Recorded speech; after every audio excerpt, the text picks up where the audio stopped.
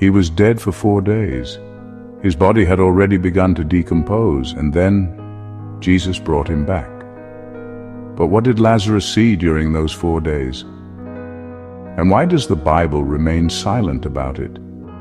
Hello, welcome to Sacred Stories Biblic. Today, we're going to explore one of the greatest mysteries in the Bible. What happened to Lazarus during the 4 days he was dead?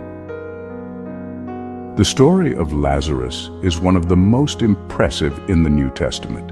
In the Gospel of John, chapter 11, we read that Lazarus, brother of Martha and Mary, became seriously ill in Bethany. The sisters sent an urgent message to Jesus, who was 2 days' journey away. But when Jesus finally arrived, Lazarus had been dead for 4 days. The biblical text tells us that Jesus went to the tomb and commanded, "Lazarus, come out." And to everyone's amazement, the man who was dead came out, still wrapped in linen strips. This extraordinary miracle demonstrated Jesus' power over death. But there's an intriguing detail. At no point does the Bible mention what Lazarus experienced during those 4 days. There is no account of what he saw, felt, or where his soul was taken.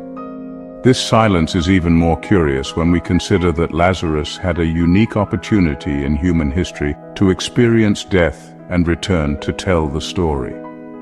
Why is there no record of what he witnessed? Some ancient traditions suggest a fascinating answer. According to apocryphal texts and accounts preserved by early Christian communities, Lazarus remained silent about his experience because what he saw was so extraordinary that it could not be adequately described with human words. An ancient tradition, preserved in texts from the 3rd century, states that Lazarus witnessed both paradise and places of torment. It is said that he saw souls being judged according to their earthly works, some ascending to celestial glory, others descending to places of purification or punishment. Another interesting tradition, mentioned by early Christian writers, is that Lazarus never smiled again after his resurrection, except once. According to this story, Lazarus saw someone stealing a clay pot and smiled. When asked why he was smiling, he replied, "Because I see how clay steals clay." This enigmatic response suggests that his experience with death completely transformed his perspective on earthly life and material concerns. There are also accounts that Jesus specifically asked Lazarus not to reveal what he saw beyond the veil of death. Some ancient theologians suggest that such knowledge was not intended for the living, as it could interfere with the exercise of faith, which is central to the Christian message. But what happened to Lazarus after his resurrection? The Bible gives us some clues. In John 12, we read that many people came not only to see Jesus, but also to see Lazarus, the man who had been raised from the dead. His mere existence was a living testimony to Christ's power. This also created problems.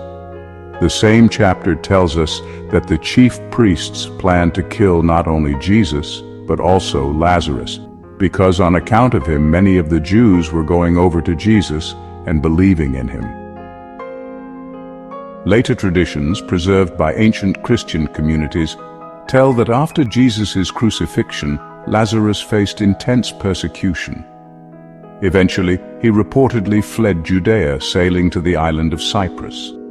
In Cyprus, according to these traditions, Lazarus was consecrated as the first bishop of Kition, which is modern-day Larnaca, by the apostles Paul and Barnabas. It is said that he served as bishop for about 30 years before dying again, this time permanently until the final resurrection. Interestingly, in 890 AD, a tomb in Larnaca, Cyprus was discovered with an inscription saying, "Lazarus, the friend of Christ, who lived 4 days in the tomb." When opened, it contained human remains and a sarcophagus with the inscription, "Lazarus, Bishop of Kition, who lived 4 days after his death."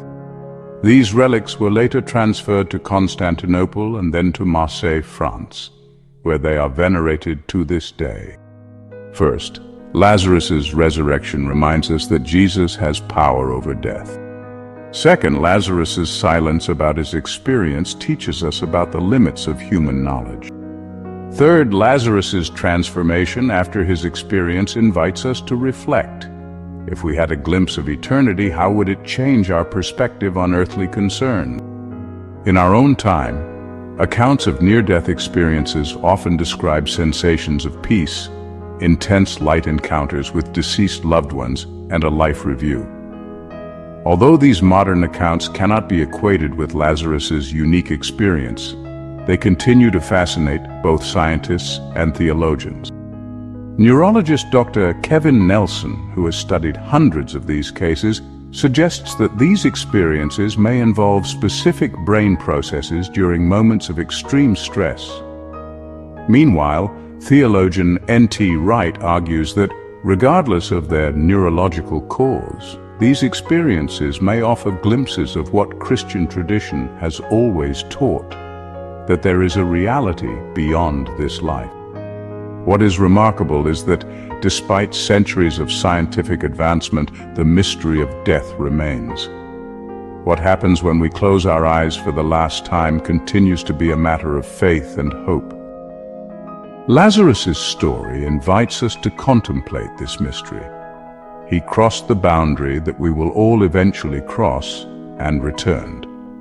Although we don't have his direct testimony, his transformed life after resurrection speaks for itself. If you had a second chance at life like Lazarus, what would you do differently?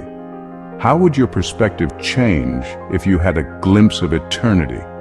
These are questions that each of us must consider in our own spiritual journey. If you enjoyed this video, don't forget to subscribe to Sacred Stories Biblic for more inspiring content about the mysteries and wisdom of the Scriptures. Leave your comment sharing your reflections on this extraordinary story. Until the next video, and remember, just like Lazarus, we are all called to a new life.